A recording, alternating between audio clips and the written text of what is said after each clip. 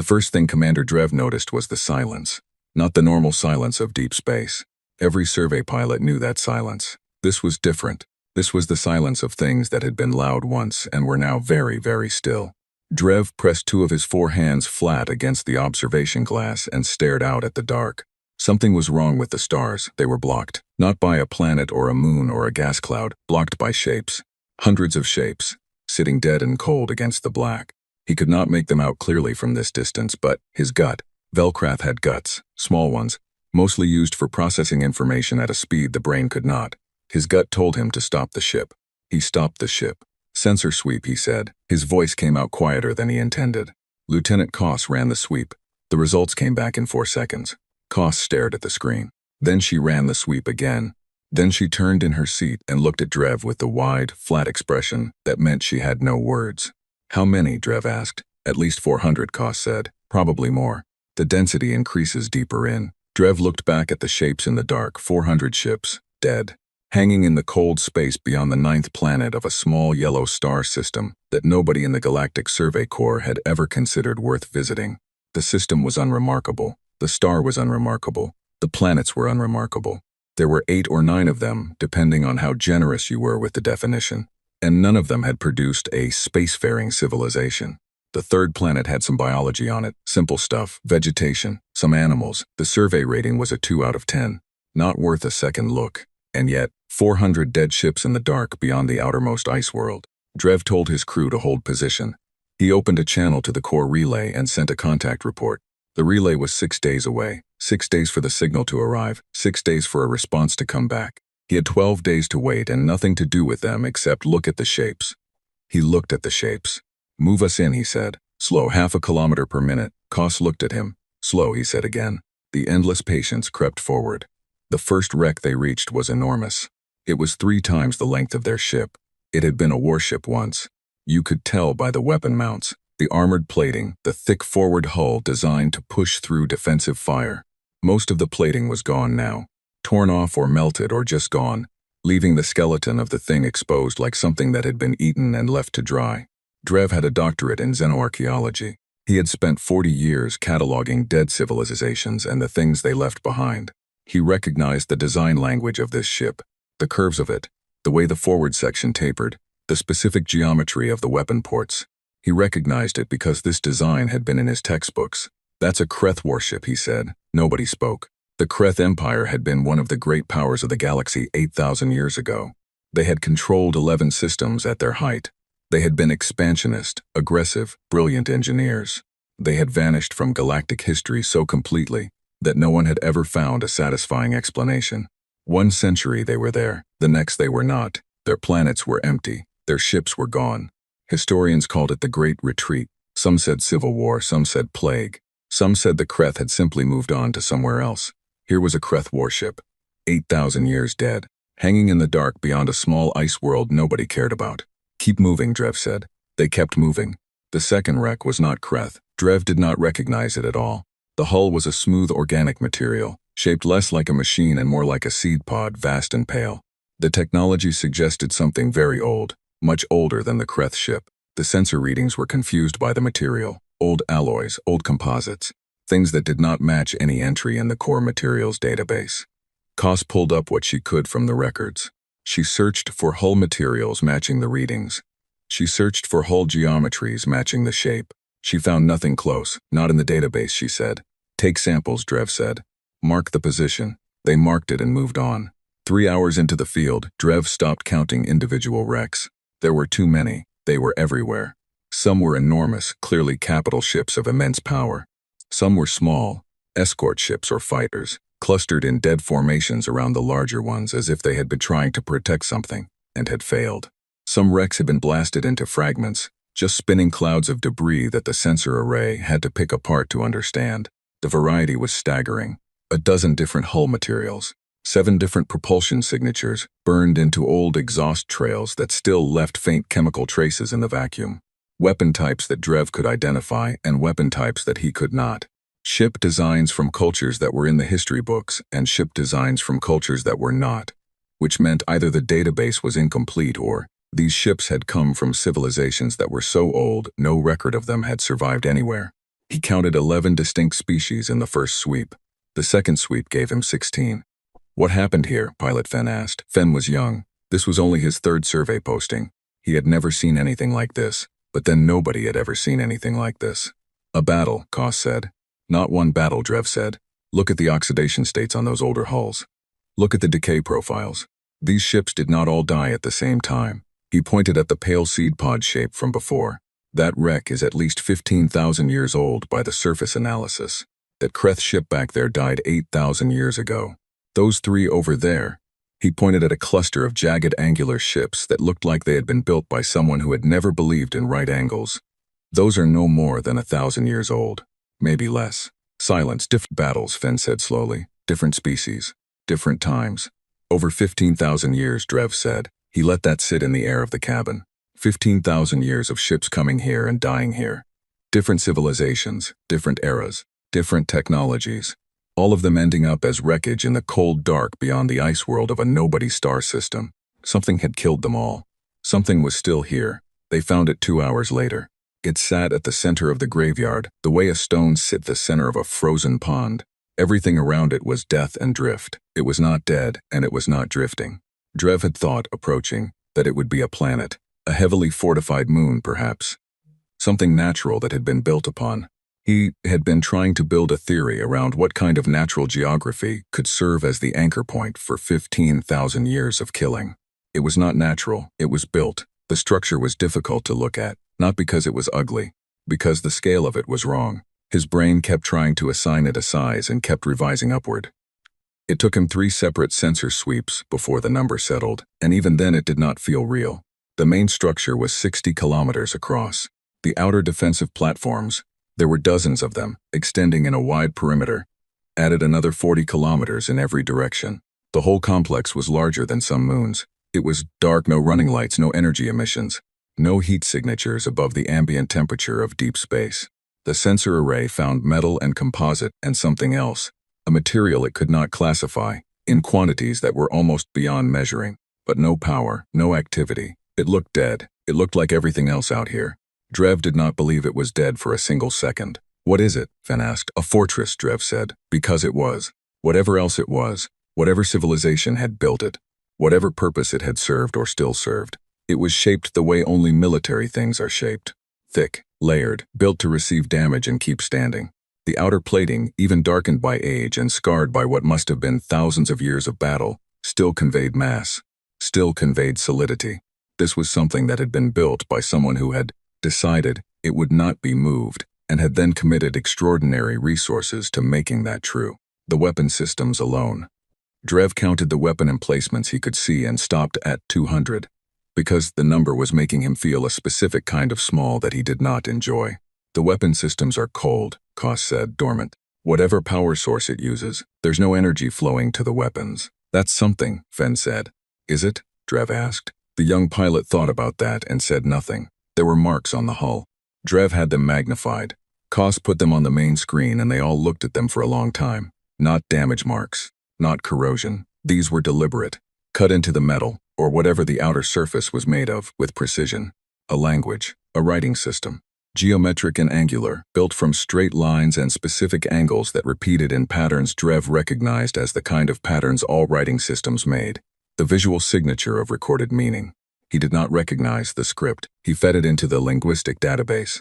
The database contained 412 known writing systems from 69 different species cultures, living and extinct. It searched for a match. No match found. Unknown script, Koss read from the screen. Pull the closest visual approximates, Drev said. The database offered 3 possible matches, visual similarities only, no linguistic correspondence. The first was a dead trading script used by a minor species from the outer arm, extinct for about 9,000 years. The second was a ceremonial marking system from a civilization that the historical record named only as the Builders. A species so ancient that nothing was known about them except that they had apparently constructed several megastructures before vanishing. The third was flagged as speculative, a script fragment recovered from a single damaged artifact in a museum collection, origin unknown. Drev looked at the marks on the fortress wall, geometric, angular, precise, cut by something that understood exactly what it was doing. cut by something, some being, some hand, some mind, that had looked at this fortress and decided to write on it. Were they boasting? Were they warning? Were they logging something, the way a traveler cuts marks into a stone to count the days? He did not know. I want a full recording of every mark visible on the outer hull, he said, full detail, every angle. We'll send it with the contact report.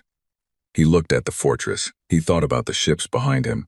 Hundreds of ships, 16 species minimum, 15,000 years of dead. All of them had come here. None of them had gone home. Something about that fact organized itself in Drev's mind with a clarity he did not want. He was a scientist. He believed in data and analysis and the slow work of understanding. But he was also Velkrath, which meant he had a gut, and his gut was speaking to him in very plain language right now. He was looking at something that had fought the Kreth Empire and won. The Kreth Empire had conquered 8 star systems. The Kreth Empire had weapons platforms that could crack a moon. The Kreth Empire had been the most powerful civilization in the galaxy for 2,000 years before they disappeared. And every historian who had ever studied them agreed that they had not disappeared because someone had beaten them. Except here, whatever this fortress was, whatever had built it, something had beaten them here. And it had beaten everyone else who came after. 16 species, possibly more, across 15,000 years. Drev thought about the third planet, the one with the simple biology, the vegetation and the animals. The survey rating of 2 out of 10. He thought about the alignment. The fortress sat at a specific position relative to the star system, not random, not accidental. If you drew a line from the fortress to the system's center, the third planet was on that line. He thought about that for a long time. His contact report was going to be the most important document any Survey Corps officer had ever sent. He began writing it in his head. He started with, "We have found something, and I do not have adequate words for what it is, but I will try." He thought about the third planet again, the simple life on it, the unimpressive little world hanging in the middle of the habitable zone of an unremarkable yellow star. He thought about what kind of civilization builds a 60-kilometer fortress and stations it at the edge of their star system and leaves it there to kill everyone who comes. He thought about what kind of civilization builds something that is still standing 15,000 years later. He looked at the cold, dark bulk of the fortress. It looked back at nothing. It had no lights. It had no heat. It had no emissions. It was patient. It had been patient for a very long time. Drev pulled his hands away from the observation glass and walked back to his console and sat down. His whole body felt like it needed to be very careful about where it was and what it was doing. Like the universe had just gotten larger in a way that changed the rules. "We hold position," he said. "We observe. We do not approach further." Nobody argued. The endless patience sat in the dark and waited for a reply that was 12 days away. The fortress sat in the dark and waited for something that might have been much longer. The contact report reached the Survey Corps relay station at 0340 Standard Time, which meant the duty officer who received it was tired and under-caffeinated and had been watching a recorded drama for the last 3 hours. Her name was Coordinator Fess. She was Orvani, which meant she had 4 eyes and no patience for things that disrupted quiet night shifts. She opened the report because it was flagged urgent. She read the first paragraph. She put down her drink. She read the first paragraph again. Then she opened the priority channel to the Corps director and called him at home and told him he needed to read something. And no, it could not wait until morning. The director read it. He called the High Survey Council. The High Survey Council called the Galactic Assembly Liaison. The Galactic Assembly Liaison was at a dinner party and stepped outside to take the call and never went back inside by the time Commander Drev received his reply. 12 days later, the contact report had already passed through 47 different offices across 9 species governments. It had generated 112 internal memos, 2 emergency council sessions, and a classified military assessment that 7 different admirals had signed off on with hands that were not entirely steady. The reply to Drev was short. It said, "Hold position, do not approach, do not attempt communication. Reinforcements en route. Estimated arrival 40 days. At the bottom, added by someone whose name was redacted, were 4 words. "You did right, Commander." Drev read it twice. He folded it. He went back to the observation window and looked at the fortress. 40 days. He had been looking at it for 12 already. It had not moved. It had not powered up. It had not done anything except sit there being enormous and cold and covered in script that nobody could read. Every day Koss ran a full sensor sweep and every day the results were the same. Dormant, cold, patient. He was starting to feel like the fortress was aware of them, in the way a very large and very confident thing is aware of something very small. not threatened, not curious, just aware. He did not share this thought with his crew. The reinforcements were not just Survey Corps ships. Drev had expected maybe 3 or 4 vessels, a senior archaeologist, some specialist equipment, maybe a small military escort, because the Corps had protocols about sites that might contain active weapon systems. What arrived on day 41 was a fleet, 40 ships. 20 of them were Velkrath Navy, 8 were Orvani Science Directorate vessels. 4 flew the banner of the Tharn Collective, who had not cooperated with anyone on anything in 60 years, but had apparently made an exception. The rest were a mix, Sendul, 2 species Drev had only ever read about in diplomatic briefings, all of them stopping their ships at the edge of the graveyard, all of them going quiet as the sensor sweeps came back. The fleet commander was Admiral Sorev. She was old, even by Velkrath standards, and she had the kind of face that had spent decades making fast decisions and was very good at not showing what those decisions cost. She came aboard the Endless Patience because it was the only ship that had been here long enough to know anything, and she sat across from Drev and read his full report, expanded one, the one he had spent 40 days writing and refining, without saying a word. When she finished, she looked up at him. "How many distinct species in the wreckage?" she asked. 22 confirmed, he said. "We believe there are more that we have not identified. The oldest debris may belong to civilizations with no surviving record." She nodded slowly. "The Kreth. Yes, we always believed the Kreth simply left," she said. "That they found something more interesting and moved on." "Some of them did," Drev said, "or tried to. The ships in the graveyard represent only a portion of their military capacity at the time of their disappearance. They sent a war fleet here, Admiral, not their whole civilization. Whatever happened to the rest of the Kreth, some of them came to this star system with warships and did not return." Sorov looked at the report. She looked at the image of the fortress on the screen beside her. "And it is still cold," she said. "Still cold," he said. "The xenolinguists arrived on day 43. There were 6 of them, 3 species, and they set up their equipment in the largest cargo bay of the fleet's science vessel and began working on the script from the fortress hull. They had Drev's recordings, which were detailed. They had every known writing system in every database any of the assembled species governments maintained. They cross-referenced, compared, pattern-mapped, and argued with each other in 3 different languages. On day 47, their lead researcher, a very thin Orvani named Dr. Was, came to Admiral Sorov with a preliminary finding. The script was not in any database, but there were fragments, not of this script, but of something related to it, in the recovered archives of the Kreth. The Kreth had kept records, and those records had survived in partial form in 3 different galactic museums.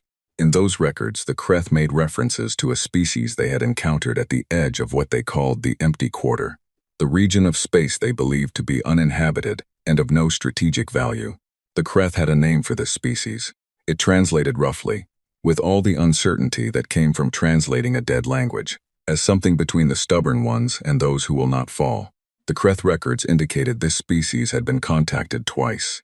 The first contact had been an attempt at negotiation. The Kreth wanted access to the empty star system for resource extraction. The response had been what the Kreth described as a refusal, delivered without appropriate deference.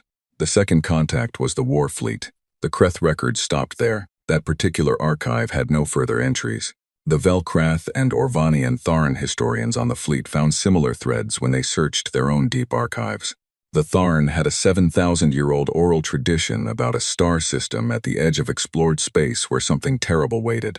Their ancestors had called it the sealed door, and the telling of it included a warning. "Do not knock, for what is inside does not sleep, it only rests." The Orvani archives had a brief reference in a diplomatic record from 6,000 years ago. A species called the Veth had apparently sent a trade delegation past the edge of known space, and the delegation had not returned. A second expedition sent to find the first had sent back a single transmission. "There is a wall here, and the wall has weapons, and we are turning around." The Veth had survived because they turned around. They were still alive, a small spacefaring civilization somewhere in the mid-arm. The dual archives found a war memorial, 3,000 years old. It honored a fleet of 200 ships that had been sent to secure a region of space beyond the outer system of a yellow star. It listed names, 700 crew names. None of them had come home. The memorial called the star system the Dead Mouth and instructed all dual pilots for all time to treat the region as a forbidden zone. Species after species finding their thread in the tapestry, all of them leading here, all of them ending here. On day 52, one of the Tharn science vessels sent a probe into the graveyard. This was approved, controlled. Standard procedure for a site assessment. The probe moved slowly, broadcasting a non-threatening signal, performing detailed scans of the debris. It had been operating for 6 hours without incident when its pilot moved it onto a trajectory that brought it within 2 kilometers of the outer defensive platforms of the fortress. This was not approved. The pilot, young, curious, overeager, had made a decision without telling anyone. The fortress woke up, not fully. Not the way Drev had been quietly terrified it might. No power surge, no weapons charging, no targeting systems blazing to life across every frequency. What happened was smaller than that and somehow more frightening for being smaller. A single light came on. One light, on the outermost platform, the one closest to the probe. A pale blue light, steady, not blinking. The sensors screamed. The energy reading from that one light was larger than the entire output of the fleet. Whatever the fortress was using to generate power, it was not running low after 15,000 years. The probe pilot yanked it back. The light stayed on for 11 seconds, then it went off. The fortress went cold again. Nobody spoke on any of the fleet channels for almost 2 minutes. Sorev's voice came through finally, very calm, with only the faintest edge underneath it that told Drev she was holding something tightly in check. All vessels, she said, maintain current positions. No further probes within 10 kilometers of the structure. And someone please relieve that pilot of their station before I do it in a way that affects their career permanently. They were discussing what the light meant. Debate, argument, theory, all of it going in circles when Koss found the signal. She almost missed it. It was buried in the background noise of the fortress's passive emissions, which were faint but present, the low hum of something very large and very old just existing. She had been filtering that noise out for weeks. On day 54, she ran a different filter. One of the xenolinguists had suggested it, and underneath the ambient hum she found something structured. Not random, not the white noise of dormant machinery, a signal, repeating, cycling through a specific frequency pattern that repeated every 73 minutes. It was being broadcast in a very specific direction. She calculated the bearing. She extended the line outward from the fortress, through the star system, through the planets, through the inner system where the gas giants sat, past the rocky middle worlds, all the way to the third planet, the one with the vegetation and the animals, the one rated 2 out of 10. The signal had been broadcasting at the third planet. Koss stared at her screen for a long time before she called Drev over. Drev stared at the screen for a long time before he called Admiral Sorev. Sorev stared at the screen. Her expression did not change. She had the discipline of someone who had received bad news many times and had learned to let her face be a wall. How long has it been broadcasting, she asked. Unknown, Koss said. We only detected it today. It could have started after the probe incident. It could have been transmitting for 15,000 years. The signal strength is too low for us to distinguish new from continuous. What does it say? Sorev asked. We don't know yet, Koss said. The linguists are working on it, but the modulation pattern is consistent with the script on the hull. Same geometric signature, same angular structure. Sor looked at the star system on the navigation display. She found the third planet. She found its orbit, its size, its basic composition. Pull the original survey file on that planet, she said. Drev already had it open. He turned his screen toward the Admiral. Class M world, nitrogen-oxygen atmosphere. Liquid water, land masses and oceans. The biology assessment was brief. Multicellular organisms, several thousand species of varying complexity, most notable being a group of upright bipedal mammals concentrated on the larger land masses. Early tool use observed, fire use observed, some evidence of rudimentary social organization. Survey rating, 2 out of 10. Sorev read it. She read it again. Bipedal mammals, she said. Yes, Drev said. The fortress had been sending signals at a planet full of bipedal mammals for nobody knew how long. Sorev stood very still. Drev thought about what he had not said out loud since day one, what he had been not saying carefully, and with effort for 54 days. The thing that kept sitting in his mind. Every time he looked at the fortress and thought about what kind of civilization builds something that does not lose. He thought about the script on the hull, geometric, angular, not in any database. He thought about the bipedal mammals on the third planet, early tools, fire, social organization. He thought about 15,000 years, about what 15,000 years could do to a species if it started in the right place, about how far a civilization could travel from early tool use to 60-kilometer fortress with weapons that can wake up and deliver a single warning shot that reads as casual. He thought about how long the signal had been transmitting, and he thought about the fact that, in all his years of xenoarchaeology, In all the sites he had visited and all the civilizations he had catalogued, he had never once encountered a fortress that transmitted signals to a planet full of beings who had nothing to do with it, unless they had everything to do with it, unless they were the reason it was built, unless the fortress was not transmitting to something that was not there yet, unless it was transmitting to something that was still becoming what it was going to be. He looked at the cold bulk of the fortress. He thought about patience. He thought about what an architect builds when they believe with enough certainty in the future to construct something designed to wait for it. He thought about what you would have to believe about your own children's children's children, stretched out across 15,000 years, to leave them a fortress. Admiral Sorev said very quietly, "I think we need to talk about the third planet." Drev said nothing. The fortress said nothing. It had been saying nothing for 15,000 years, and it had been absolutely right to do so. The Galactic Assembly met in emergency session on the 61st day. The chamber held representatives from 31 species governments. It was a large room built for large disagreements, and it had seen both in its 400-year history. But the people sitting in it now had a specific kind of quiet about them that the chamber had not seen before. Not the quiet of disagreement.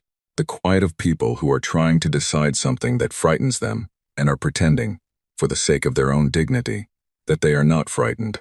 The session lasted 9 hours. The debate was long, and the debate was circular, and it kept coming back to the same two positions, the way all genuinely hard arguments do, because both positions were reasonable, and neither was fully right. The first position was this: the fortress was dormant. It had been dormant for an unknown but very long time. It had delivered one warning signal when provoked, and when the provocation stopped, it had gone dormant again. This was consistent with a defensive system, not an aggressive one. A defensive system that had been built to protect something, and was still, after 15,000 years, protecting it. The correct response was caution, study, and patience. If the signal to the third planet was relevant, the correct response was to understand why before acting. The representative making this argument was Velkrath. Specifically, it was Admiral Sorev, who had been recalled to make her report in person, and who stood at the floor of the chamber with the kind of posture that said she had slept badly for 61 days, and was not particularly interested in being disagreed with. The second position was this: the fortress was a weapon of unknown capability, unknown origin, and unknown intent, sitting in the middle of a killing field that documented 15,000 years of offensive military action against anyone who came near it. The single warning shot had been delivered with energy output that exceeded the entire assembled fleet. The fleet, 40 ships, 9 governments, and the fortress had matched that with one light that lasted 11 seconds. What happened when it used all of its weapons? What happened when it decided the Assembly's fleet was no longer welcome in the graveyard? Every civilization that had ever come here was dead or had retreated, and never come back. The correct response was to destroy it, for it destroyed them. The representative making this argument was Tharn. His name was High Counselor Vreth, and he was very old, and he had the specific intensity of someone who had spent his career being right about things others ignored. "The oral tradition of my people," Vreth said, "says do not knock, for what is inside does not sleep, it only rests. We are knocking. We have been knocking for 61 days. We have 40 ships sitting in the killing field. The only question that matters is whether we have the capability to destroy it before it wakes up fully and adds our fleet to its collection." Sorev looked at him from across the chamber floor. "And if we cannot destroy it, if we try and fail, what have we accomplished besides confirming to whatever controls the fortress that we are enemies?" "Then we confirm what it already believes," Vreth said. "Everything that came here was an enemy. That is the record of this site. We did not write that record. We only found it." The chamber argued for 9 hours. The vote at the end was not a clean one. 17 governments voted to send a military strike force and attempt to destroy the fortress. 11 voted for continued observation and study. 3 abstained, which in Galactic Assembly terms meant they thought both options were bad and wanted to be on record as having said so. 17 was enough. The strike force would be assembled. 60 ships, including 6 capital-class vessels from the Tharn military, which was the most powerful single fleet any government was willing to commit.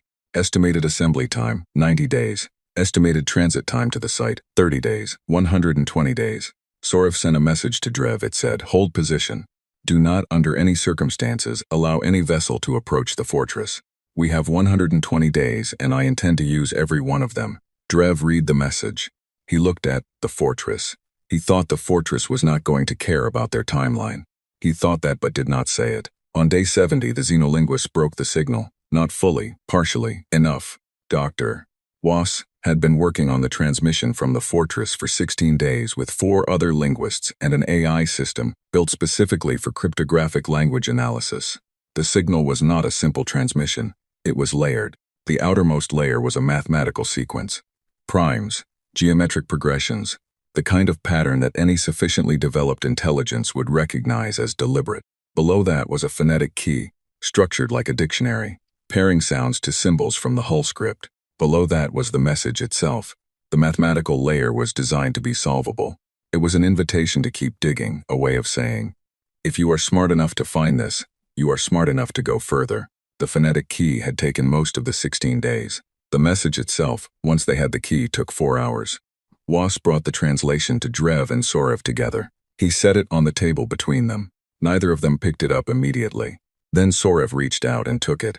The translation was not long. The original message, in the script on the hull and in the signal both, was brief by the standards of any civilization's important documents. It said, "This place belongs to those who made it. We are gone, but we are not gone. We have left what we were so that what comes after us will know where to stand. The system is ours. The wall stands. If you are reading this and you are not ours, understand what the graveyard means. It means we do not move. It means we have never moved. It means we will not move. If you are reading this and you are ours, we are sorry we were not here. Stand where we stood. The wall knows you." Sorev read it twice. She put it down. "The wall knows you," she said. "Yes," Was said that phrase. "The wall knows you. That is a recognition system. That is what we believe." Sorev looked at Drev. Drev looked back at her.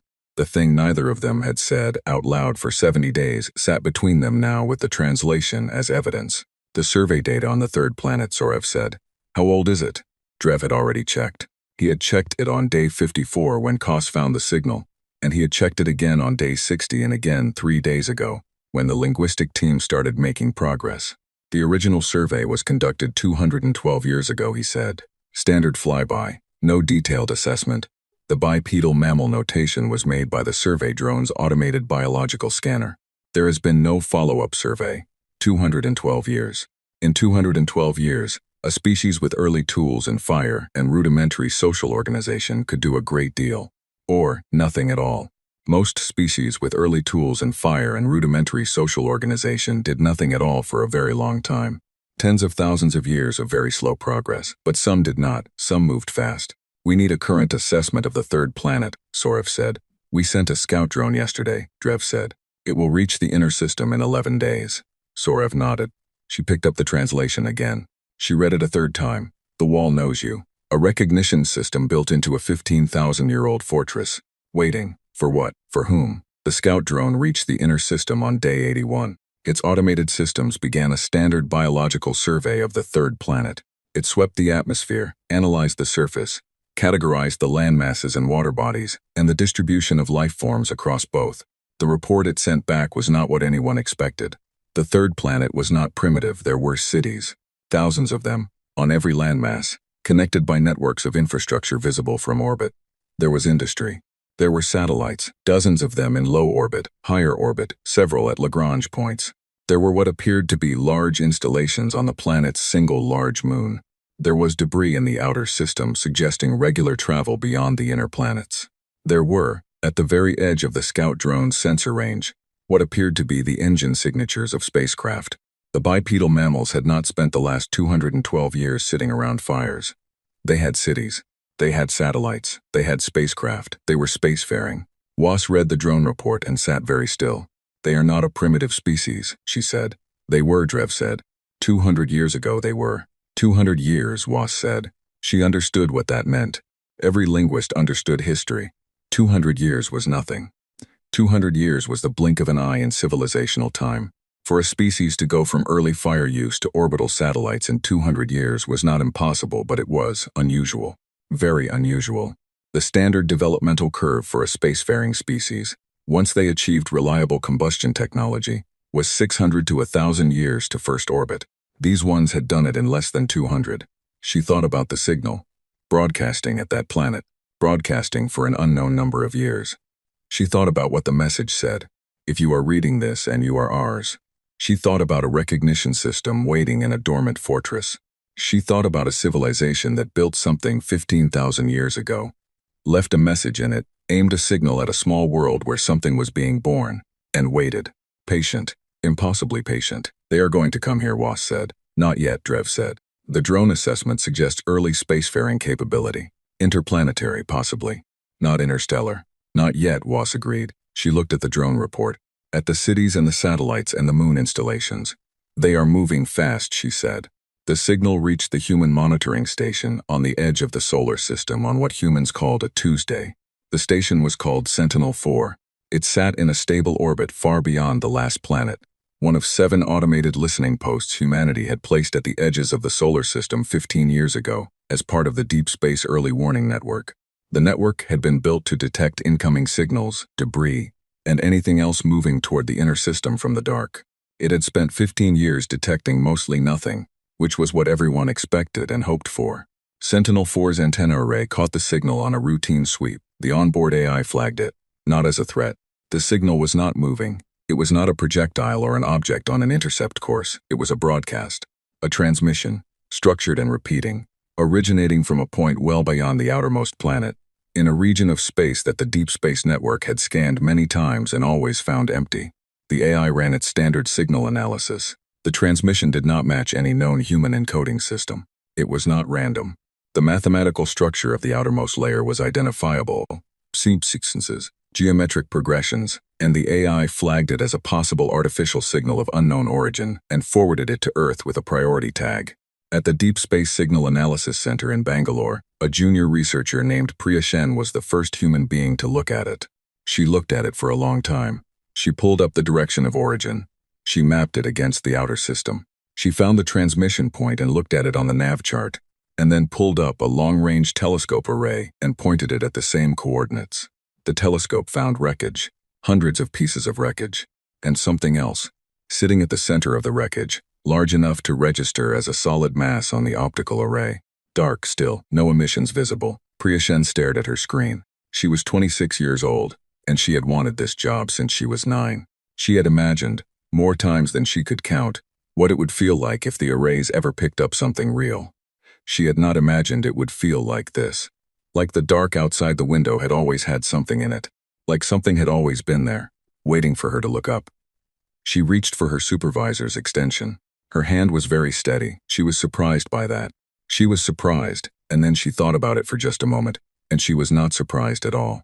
The argument about whether to send a ship took 11 days, not because humanity was slow, because humanity was thorough, and because the signal analysis team had found the mathematical layers in the transmission and started pulling them apart, and because every layer they pulled revealed something new, and because everyone with a doctorate and an opinion wanted to be in the room when the next layer came apart. By day 4, they had the phonetic key. By day 7, they had a working translation of the outermost message. By day 8, the argument stopped being about whether to send a ship and started being about which ship and who would be on it. The translation had done that. Specifically the last 4 words of it. The wall knows you. That phrase had gone through the xenolinguistics team, then the signal analysis team, then 3 different government science committees, and finally the United Earth Space Agency director, who read it at 7 in the morning with a cup of coffee and sat quietly for a long time, before calling her deputy and saying, "We are going to need a ship." The ship they sent was called the Ganges. It was not a warship. Humanity had warships. Small ones, built in the last 40 years as the solar system got busier, and the outer colonies required protection from the occasional disagreement about mining rights. The Ganges was not one of those. It was a deep space research and survey vessel, the best one Earth had. Fast, well-equipped, built to go far and stay out for a long time. The crew was 8 people. Commander Yara Osi was in charge. She was 43, Nigerian-Canadian, and had spent most of her career surveying the moons of the gas giants. She was the kind of person who read a situation quickly and spoke only after she had something worth saying. Her crew respected her, which in the close quarters of a deep space ship was the only currency that mattered. The science lead was Dr. Marcus Webb. He was British, 51, and had built his career on xenolinguistics, despite the fact that until 3 weeks ago there had been no confirmed xenolinguistic material to work with. He had spent decades preparing for a moment everyone told him would never come. And he had the specific energy of a man who had been right about something for a very long time, and was now being given the evidence to prove it. He slept 4 hours a night and talked constantly. The rest of the crew were engineers, pilots, a medical officer, and a system specialist named Hannah Cho, who had the quiet competence of someone who had fixed every possible thing that could go wrong on a spacecraft and was ready for the things she had not thought of yet. They left Earth orbit on a Thursday. It took them 19 days to reach the outer system. Nobody had told them about the alien fleet. This was not an oversight. It was a calculation made by several committees who believed, probably correctly, that in forming a crew of 8 civilians, that they were flying toward a site currently occupied by 40 warships from 9 extraterrestrial governments might affect their willingness to go. The mission brief described the signal, the transmission coordinates, and the mathematical structure of the message. It described the size of the object at the coordinates. It did not describe the graveyard. It did not describe the assembly of alien vessels holding position at the edge of it. OC found out when the Ganges was 4 days out, and Hannes Cho picked up active sensor pings from the direction they were heading. "Those are targeting sweeps," Cho said, which was not a phrase any of them had expected to hear on a science mission. OC looked at the data. She looked at it for a long time. She identified the sweep patterns. She estimated the number of sources. She did the math. 40 ships, she said. Roughly, Cho said. OC opened a channel to Earth and filed a very short and very pointed report.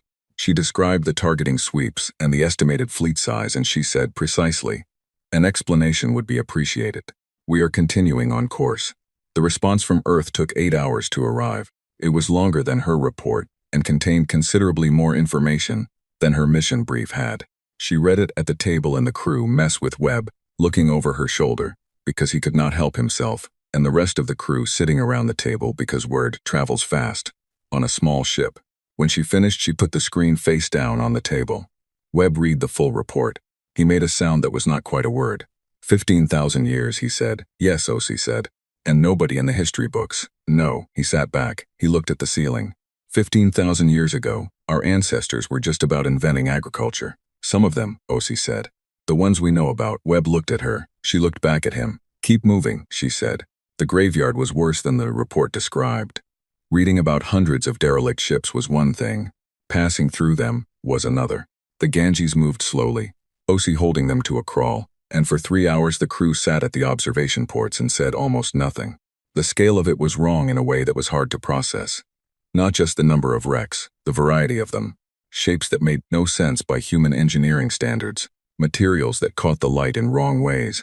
Weapon systems on dead hulls that were still recognizable as weapon systems, even though they were nothing like any weapon humanity had ever built.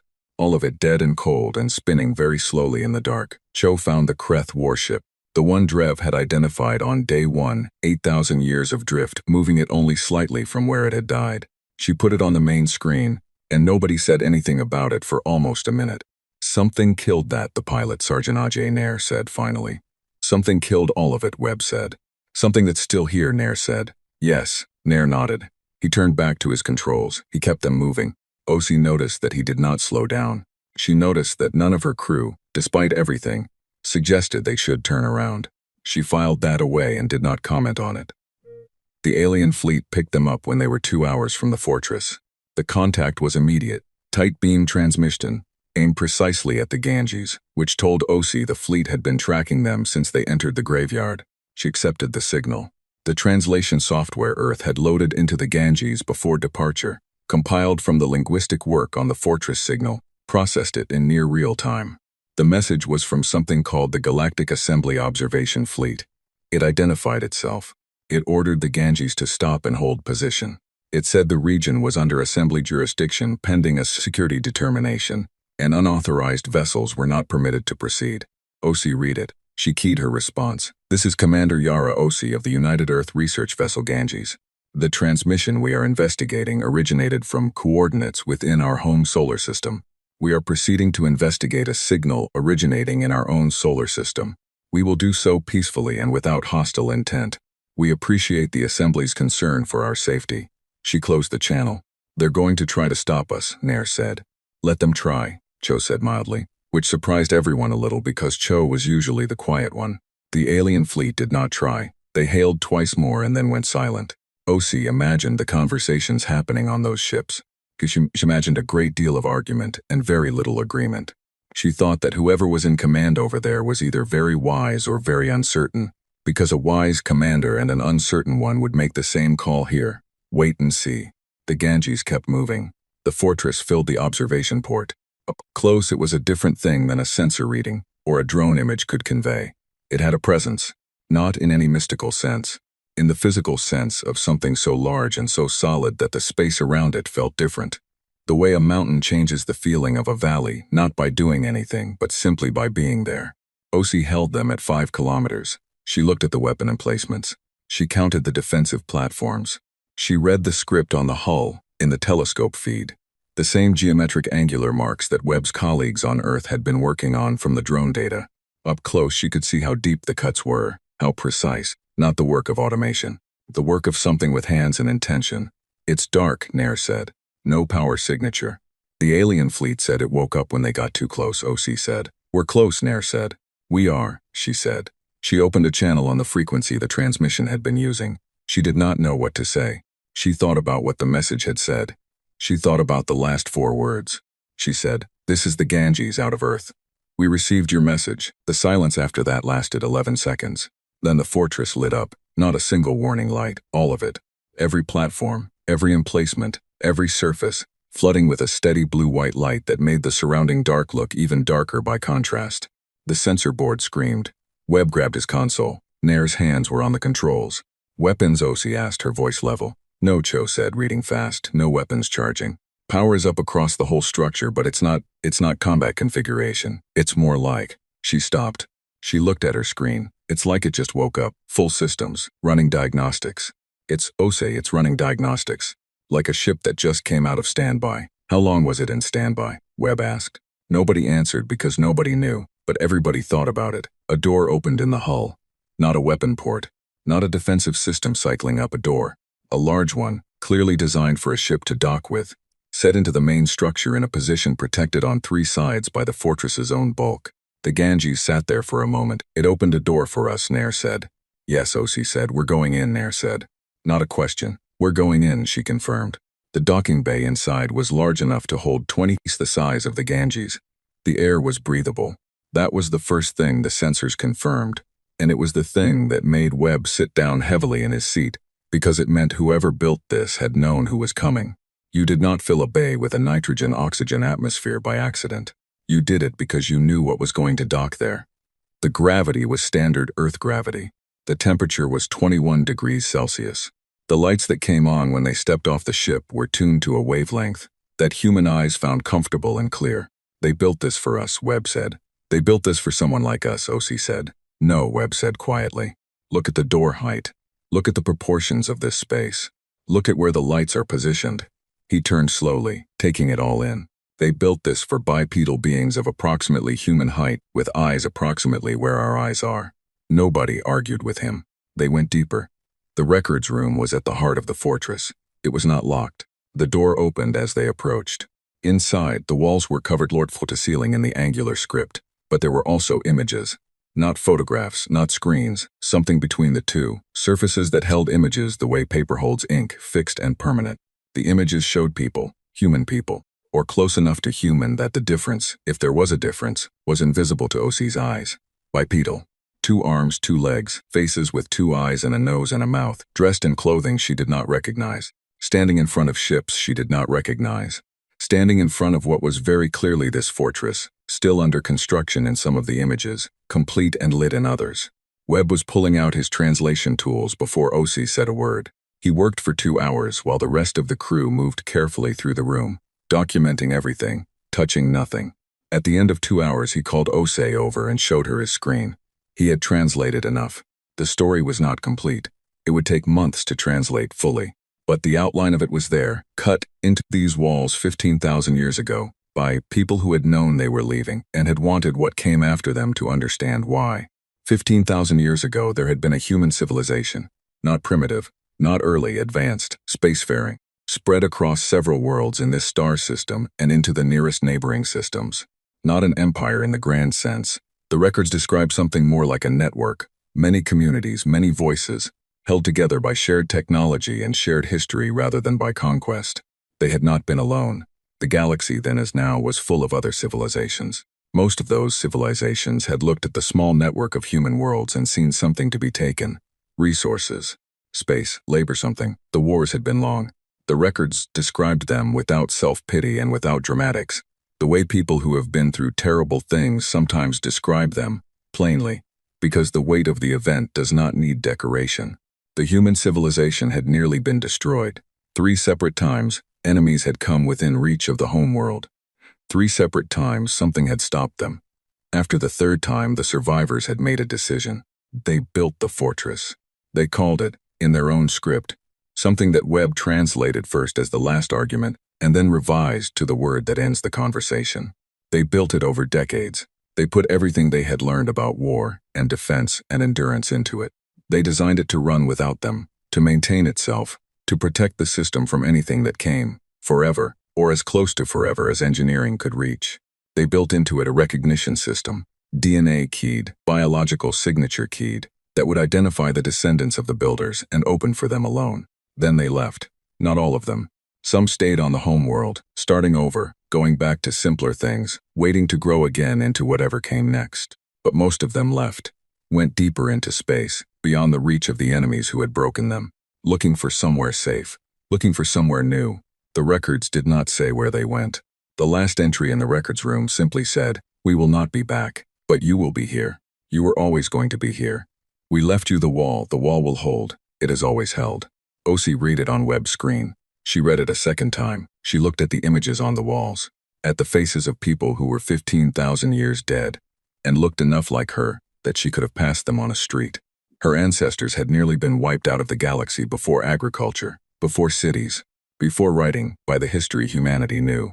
Some part of her civilization, some part that had never made it into any history book, that had risen and fought and broken and made the hardest decision available, had left, and left the wall standing. And the wall had held, every single time. She thought about the graveyard outside, about the Kreth Empire and the Tharn stories and the Dual Memorial and 16 other species, and 15,000 years of trying. She thought about what the fortress had said to all of them, without ever saying a word. She thought about the strike fleet that was now. She checked her count, 71 days away. She straightened up. "Webb," she said. "How long to translate the technical documentation, the weapons systems, the defense architecture? How it works?" Webb looked at her. "You think we should learn how to use it," he said. "I think," O.C. said, "that it belongs to us." She said it simply, without drama. The way a person states something that is just true. Webb was quiet for a moment. 6 weeks, he said. "Maybe less." "Start now," she said. The first thing O.C. did after reading the records was sleep for 6 hours. Webb thought this was strange. He had not slept properly in 3 days and had no plans to start. The records room had more walls and every wall had more script, and he was not going to stop until he had read all of it, or his body gave out, whichever came first. O.C. slept because she had learned, over 20 years of long missions in hostile environments, that decisions made on an empty and exhausted mind were the kind of decisions you spent the rest of your career explaining. She had a strike fleet coming and 71 days to be ready for it, and she needed to be sharp for all 71 of them. She woke up, ate, and went to find Cho. "Tell me what you know," she said. Cho had spent the 6 hours O.C. slept doing what Cho did, which was walking around a system until she understood it. The fortress was enormous, but its logic, once you started following it, was clean. Military engineering had a clarity to it that civilian engineering sometimes lacked. Everything had a purpose. Everything connected to something else. There was no waste, no decoration, no feature that did not serve a function. "The power source is in the deep core," she said, walking O.C. through the schematics she had compiled.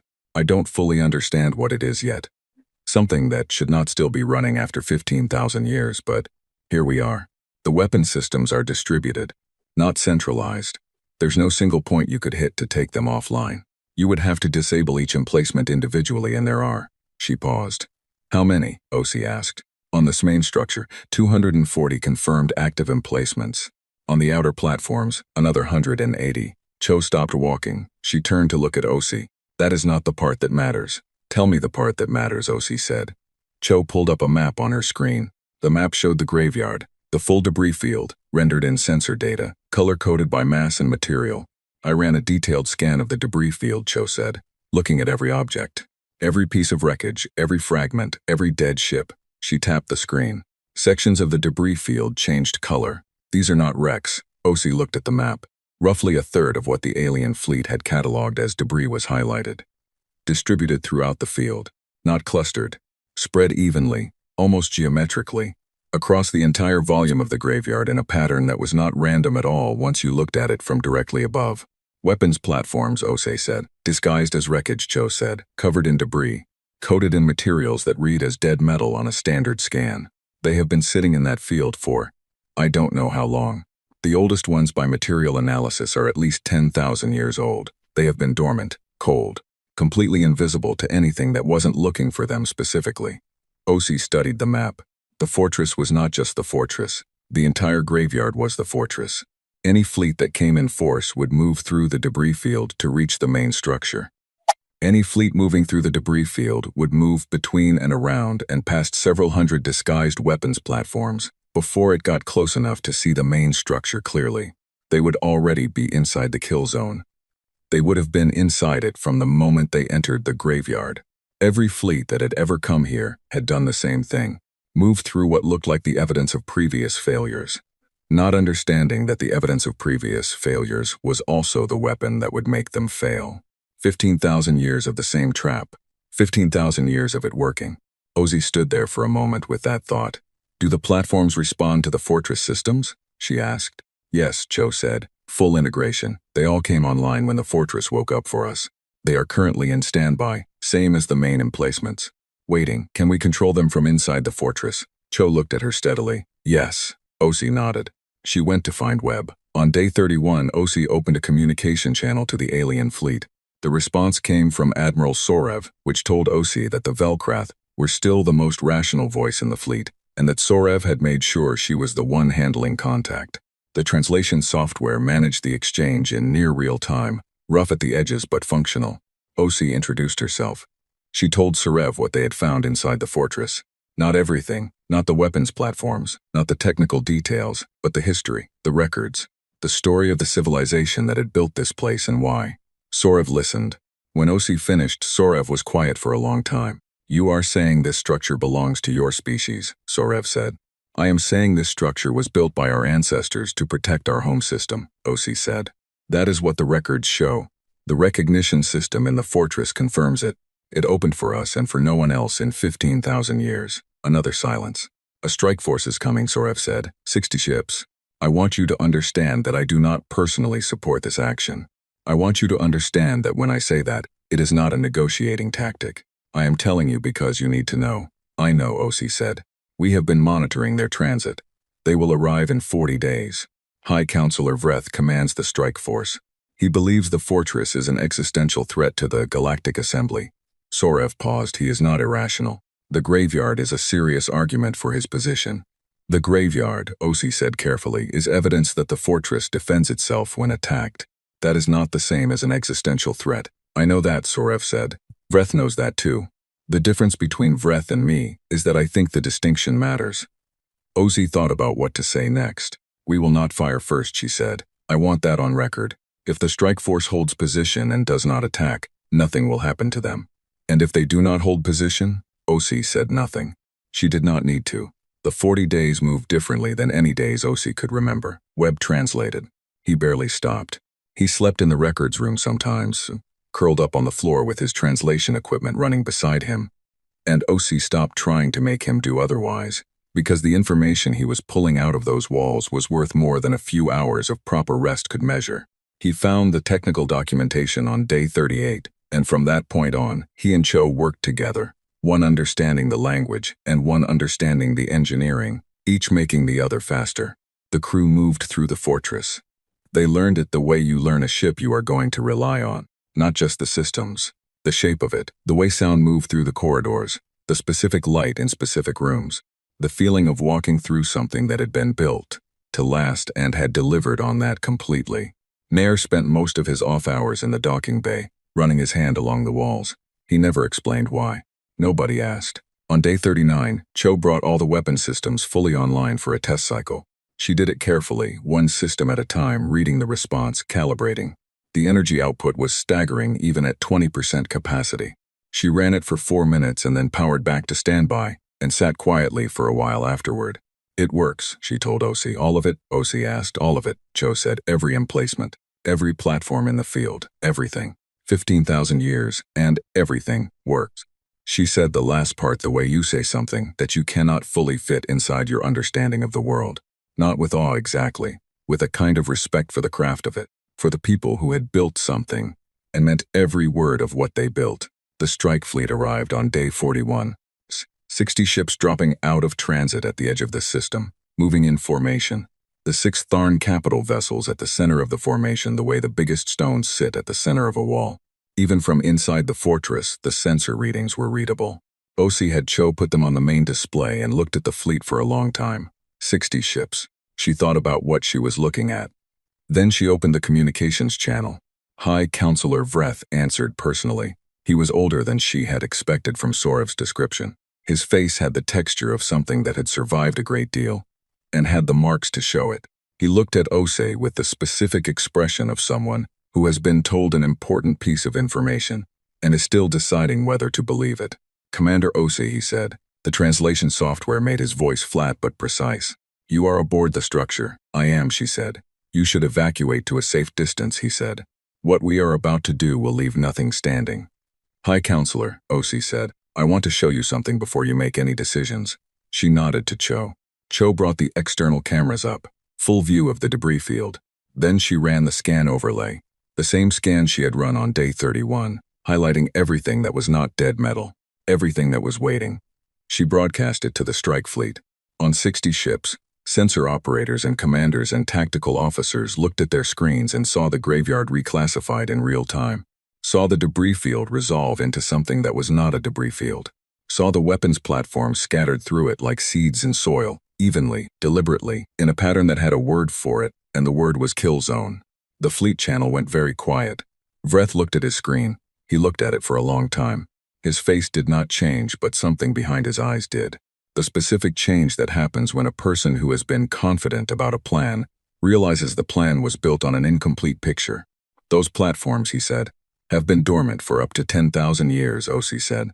They came online when we arrived. They are currently in standby. Every ship currently inside the debris field is within their operational range. She paused.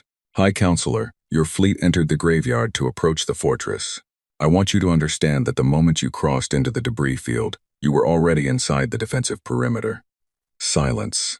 You are telling me, Vreth said slowly, that we are already inside it, yes, that every fleet that has ever come here was inside it from the start, O.C. said. Yes. Vreth was quiet for a moment that stretched. They never had a chance, he said, not a question. The fortress does not attack, O.C. said. It has never attacked. Everything in the graveyard came here and chose to fight. The fortress simply made sure that choice had a permanent outcome. She kept her voice level, matter of fact, the way her ancestors had apparently written their history, without decoration, because the thing itself was enough. I am not threatening your fleet, High Counselor. I am telling you that this structure does exactly what it was built to do. It has done it without fail for 15,000 years, and it belongs to us. If your fleet holds position and does not fire, nothing will happen to anyone. That is not a negotiation. It is a description of how this works. Vreth looked at her through the screen. She looked back. She was sitting in a chair inside a 60-kilometer fortress that her ancestors had built to make precisely this argument. And she was making it quietly, and she did not raise her voice. And she did not need to. Vreth said, I need to consult with my commanders. Of course, O.C. said. She closed the channel. She sat in the quiet of the fortress and waited. The strike fleet held position for 4 hours. Then High Counselor Vreth opened the channel again. He looked, if anything, slightly older than he had 4 hours ago. The assembly will require formal documentation of your historical claim, he said.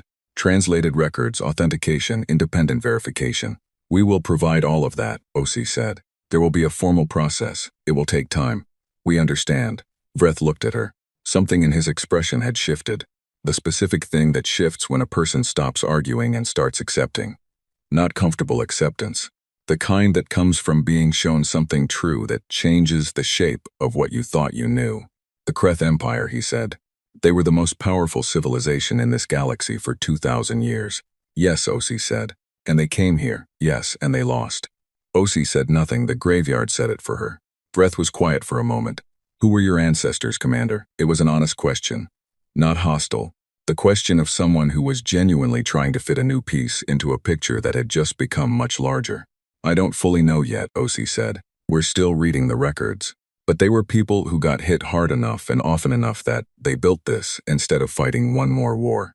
They put everything they had left into it, and then they left it standing.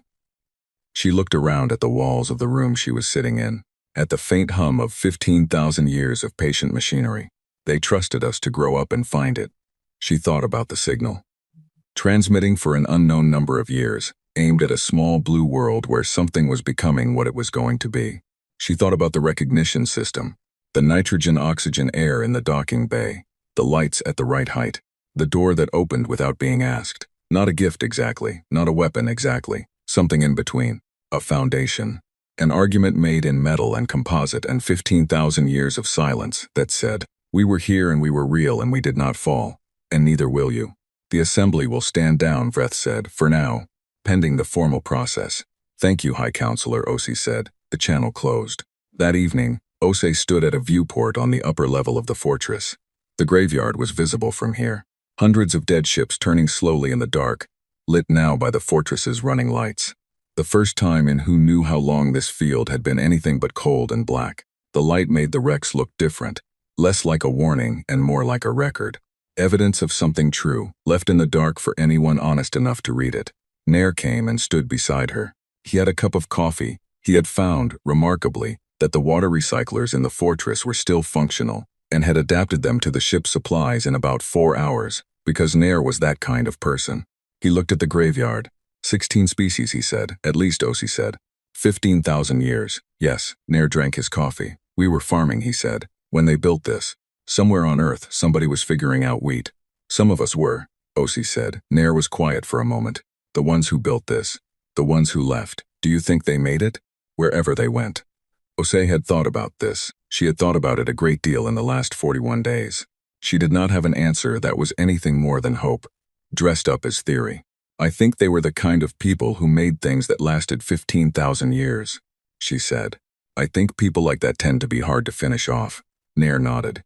He seemed to find that sufficient.